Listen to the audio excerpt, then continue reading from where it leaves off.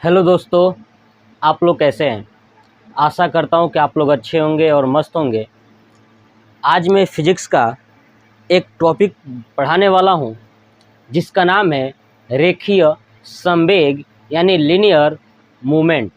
ठीक है, और मैं इसी से रिलेटेड न्यूटन का प्रथम नियम आपको पढ़ा चुका हूं। ठीक है, न्यूटन के प्रथम नियम में ही ये संवेग आता है और संवेग न्यूटन के द्वितीय नियम की उत्पत्ति का कारण बनता है। यानी यही संवेग न्यूटन के द्वितीय नियम के बारे में उल्लेख करेगा और बताएगा कि न्यूटन का द्वितीय नियम क्या है। चलिए, तो हम लोग जानते हैं कि रेखीय संवेग यानी लीनियर मोमेंटम जिसको बोलते हैं ना, तो कहते किसे हैं। देखिए, यदि कोई वस्तु गति अवस्था में है, क्या है, यदि कोई वस्तु गतिशील अवस्था में हो तो उस वस्तु का द्रव्यमान तथा उसके वेग के गुणनफल को रेखीय संवेग कहते हैं। यानी किसी गतिमान वस्तु का द्रव्यमान तथा उसके वेग के गुणनफल को क्या कहते हैं, रेखीय संवेग कहते हैं। आप दिमाग में एक चीज़ तो फीड कर लीजिए कि यदि कोई वस्तु है, अब वस्तु गति कर रही है, क्या कर रही है, गति कर रही है, तो उस वस्तु का द्रव्यमान और उसके वेग के गुणनफल को रेखीय संवेग यानी संवेग कहते हैं। संवेग को हम P से दर्शाते हैं। किससे दर्शाते हैं, P से दर्शाते हैं। किससे, P से। संवेग का जो मात्रक होता है ना, वो किलोग्राम मीटर पर सेकेंड होता है। किलोग्राम मीटर पर सेकेंड होता है। किसका मात्रक, संवेग का मात्रक किलोग्राम मीटर पर सेकेंड होता है। दूसरी बात ये याद रखनी है कि जो संवेग होता है ना, संवेग एक सदिश राशि है। कौन सी राशि है, संवेग एक सदिश राशि है। ठीक है, जितनी भी बातें मैंने आपको बताया, ये बात आपके ब्रेन के अंदर पूर्ण रूप से फीड हो जानी चाहिए, क्योंकि ये पूरा संवेग से रिलेटेड इतनी ही जानकारियाँ आपको याद रखनी है। चलिए, मैंने बोर्ड पे भी लिखा हुआ है, मैं आपको A to Z दिखाता हूँ। देखिए, लिखा है मैंने रेखीय संवेग यानी लीनियर मोमेंटम। ठीक है ना, रेखीय संवेग कहते किसे हैं।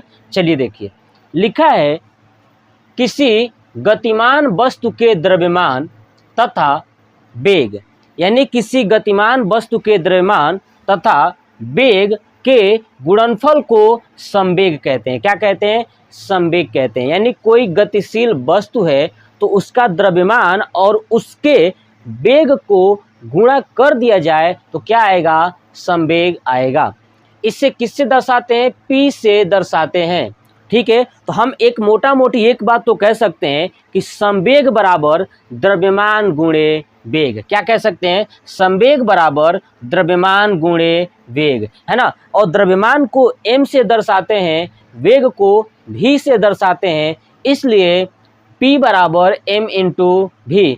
क्योंकि जो संवेग होता है, संवेग को P से दर्शाते हैं। किससे दर्शाते हैं, P से। तो P equal to m into v, क्या हो जाएगा, m इंटू v। जो संवेग होता है, संवेग एक सदिश राशि है। कौन सी राशि है, सदिश राशि है।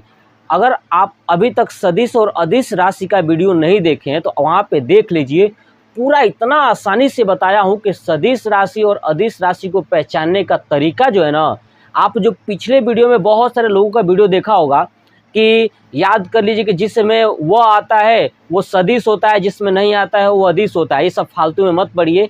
सिर्फ मैंने आपको कुछ छोटी सी कॉन्सेप्ट बताई है, अगर वो कॉन्सेप्ट के थ्रू आप याद कर लेते हो ना, तो कभी जीवन में सदिश और अदिश राशियाँ कौन कौन सी है 1% भी गलती नहीं करोगे। चलिए, जो रेखीय संवेग है उसका जो मात्रक होता है किलोग्राम मीटर पर सेकेंड होता है। देखिए, द्रव्यमान जो है ना, द्रव्यमान का मात्रक किलोग्राम होता है और वेग का मात्रक मीटर पर सेकेंड होता है, इसलिए इसको मिला दिया गया है तो किलोग्राम मीटर पर सेकेंड हो जाता है, जिसे रेखीय संवेग का मात्रक कहते हैं। किसे कहते हैं, रेखीय संवेग का मात्रक किसे कहते हैं, तो किलोग्राम मीटर पर सेकेंड को कहते हैं। ठीक है, अब चलिए, इस रेखीय संवेग का जो हमने अभी फार्मूला देखा कि P equal to m v, इस पे न्यूमेरिकल कैसे पूछे जाते हैं बोर्ड एग्जाम में या कंपटीशन एग्जाम में। देखिए, तो मैंने एक न्यूमेरिकल नोट किया हुआ है और आप देखिए ध्यान से। चलिए क्वेश्चंस को पढ़ते हैं। कह रहा है 10 किलोग्राम का गेंद 2 मीटर पर सेकेंड के वेग से लुढ़क रहा है। मतलब कि 10 किलोग्राम का जो गेंद है वो 2 मीटर पर सेकेंड के वेग से लुढ़क रहा है। यानी समझ ना, लुढ़कना का मतलब क्या होता है, ऐसे डगर रहा है, ठीक है, तो लुढ़क रहा है। तो गेंद का संवेग बताना है कि संवेग क्या होगा, ठीक है ना। यानी 10 किलोग्राम का क्या है, गेंद है जो 2 मीटर पर सेकेंड के वेग से लुढ़क रहा है, तो उसका संवेग क्या होगा। देखिए, गेंद का द्रव्यमान दिया है 10 किलो, तो पहले लिखेंगे गेंद का द्रव्यमान, गेंद का द्रव्यमान m equal to 10 kg, 10 kg दिया हुआ है, ठीक है। 2 मीटर पर सेकेंड के वेग से लुढ़क रहा है, तो लिखूंगा गेंद का वेग, गेंद का वेग यानी v इक्वल टू दिया है 2 मीटर पर सेकेंड। क्या दिया है, 2 मीटर पर सेकेंड। उसके बाद कह रहा है कि गेंद का संवेग ज्ञात कीजिए। यानी हमने अभी पढ़ा था p equal to m into v। क्या पढ़े थे, m इंटू v। m का मान दिया है 10 kg, v का मान दिया है 2, गुणा कर देंगे हो जाएगा 20, यानी 20 किलोग्राम मीटर पर सेकेंड। यानी गेंद का जो संवेग होगा 20 किलोग्राम मीटर पर सेकेंड। तो मैंने आपको ये न्यूमेरिकल समझा दिया कि आप न्यूमेरिकल्स को कैसे सॉल्व करोगे जब भी आपको रेखीय संवेग पूछेगा। तो मैं आपको अब एक कॉन्सेप्ट बताता हूँ। अगर वो कॉन्सेप्ट अगर आप समझ लेते हो तो कभी भी फिजिक्स के किसी भी न्यूमेरिकल्स में आपको 1% भी दिक्कत नहीं होगा। और वो कॉन्सेप्ट ये है कि सबसे पहले आपको इस बात का ध्यान रखना होगा। सबसे बड़ी बच्चों को प्रॉब्लम होती है कि यूनिट, यानी जो ये रेखीय संवेग था, आपने देखा कि रेखीय संवेग में मैं एक मात्रक लिखा हूँ किलोग्राम मीटर पर सेकेंड। ये मात्रक हमेशा आप किसी भी फार्मूले के लिए या किसी भी, जैसे रेखीय संवेग, आवेग, बल या किसी भी के लिए अगर आप लिखते हो फार्मूला या मात्रक, तो हमेशा ध्यान रखिएगा आप उसको MKS में लिखिएगा। यानी MKS कोई SI पद्धति बोलते हैं, ये मैं आपको बताया था। तो MKS में यानी मीटर है ना, किलोग्राम और सेकेंड, ठीक है, मीटर, किलोग्राम और सेकेंड, इन्हीं में आपको मात्रक लिखना है। अगर आप किसी भी न्यूमेरिकल को सॉल्व करने के लिए अगर आप किलोग्राम, मीटर और सेकेंड का प्रयोग करते हो तो वो न्यूमेरिकल्स गलत ही नहीं होगा। अब देखिए आप ध्यान से, इस क्वेश्चन में कह रहा था कि 10 किलोग्राम का गेंद, गेंद का द्रव्यमान कितना है, 10 किलोग्राम। देखिए किलोग्राम का इसमें प्रयोग है, ऑलरेडी करेक्ट है।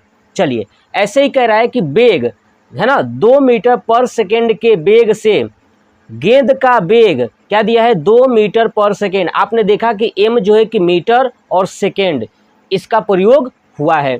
अब जब आप इसको सॉल्व करोगे तो हमेशा जो मात्रक आएगी वो MKS में ही आएगा, यानी मीटर, किलोग्राम, सेकेंड में ही आएगा। तो आप ध्यान रखिए, जब आप ऐसे क्वेश्चंस करोगे ना तो आपका आंसर 100% करेक्ट आएगा। जब तक क्वेश्चन में ये ना कहा जाए कि आपको आंसर CGS में बताना है, तो आप हमेशा MKS में निकालिएगा। अब आप सोच रहे होंगे CGS क्या है, तो CGS यानी centimetre gram second. CGS centimetre gram second, यानी जब आपसे सेंटीमीटर ग्राम सेकेंड में कहा जाए निकालने के लिए तो आप उसमें निकालिएगा। लेकिन आपको एक और कॉन्सेप्ट समझाता हूँ। हमेशा ध्यान रखिएगा कि जब आप लिखोगे, अगर मान लीजिए कि ये 10 किलोग्राम न होता, अगर यहाँ पे केवल ग्राम होता, किलो न होता, तो आप देखिए वो सेंटीमीटर ग्राम आ जाएगा, CGS में आ जाएगा। तो सबसे पहले मुझे क्या करना होगा कि उस ग्राम को किलोग्राम में चेंज करना होगा। किसमें, ग्राम को किलो ग्राम में, ठीक है। यानी सब यूनिट्स को मैं बनाऊंगा MKS में, उसके बाद क्वेश्चंस को सॉल्व करूंगा, उसके बाद हमारा क्वेश्चन 100% करेक्ट आएगा। तो आप इस वीडियो को देखने के बाद आपके दिमाग में ये बात फिट हो गया होगा कि हमेशा जो मात्रक होगा वो किस में होगा, MKS यानी मीटर किलोग्राम सेकेंड में होना चाहिए। चलिए, तो ये था हमारा रेखीय संवेग। नेक्स्ट पार्ट में मैं आपको पढ़ाऊंगा न्यूटन का द्वितीय नियम, ठीक है। जो न्यूटन का द्वितीय नियम है वो रेखीय संवेग से ही बना हुआ है। ये कॉन्सेप्ट जब आपको न्यूटन का द्वितीय नियम पढ़ाऊंगा तो वहाँ पे आपको सिखा दूंगा। तो ये वीडियो आपको कैसा लगा कमेंट बॉक्स में कमेंट करके ज़रूर बताइएगा। जय हिंद, जय भारत, वंदे मातरम।